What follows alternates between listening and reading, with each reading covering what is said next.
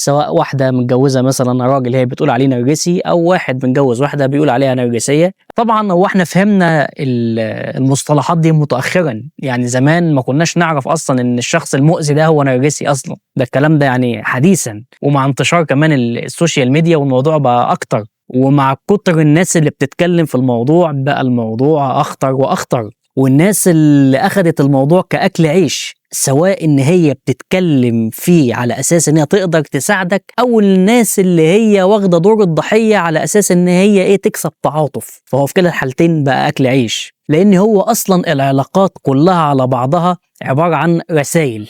يعني الزاوية اللي أنا عايزك بس تبص لها شوية، أن أيا كان الشخص اللي أنت معاه في علاقة هو جاي يديك رسالة معينة. يعني قيمة الشخص في الرسالة اللي هو جاي يقدمها لك. أنت بقى قعدت 5 سنين 10 سنين 20 سنة مأذي وساكت، دي قصة تانية. أنت ما فهمتش الرسالة اللي عايزة تتقالك من 10 سنين، أنت ما فهمتهاش. في حاجة تانية برضو أنت مش واخد بالك منها، مهما كانت العلاقة اللي أنت فيها دي من وجهة نظرك مؤذية، بس أنت عليك عامل كبير جدا فيها. يا إما أنت سمحت بالأذية، أو إن أنت خليته يتعدى حدوده معاك، أو والأخطر إن أنت مستفيد من العلاقة دي.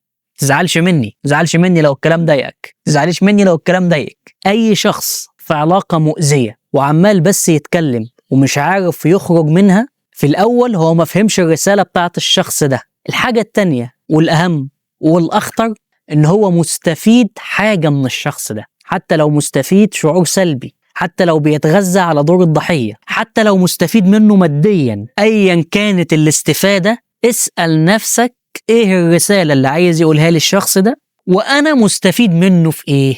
وجهة نظرك هتتغير تماما. طبعا أنا هعيد الكلام تاني، أنا مش قاصد أستخف بوجعكم ولا قاصد أتفه من مشكلتكم، مش ده الموضوع. بالعكس أنا ممكن يعني أسمعك وتستشيرني وعادي جدا، بس قصدي في حاجة تانية، إن أنت تبص للموضوع بزاوية مختلفة. ربنا حط الشخص ده في طريقك ليه؟ علشان يقولك إيه، وعلشان أنت تستفيد منه في إيه.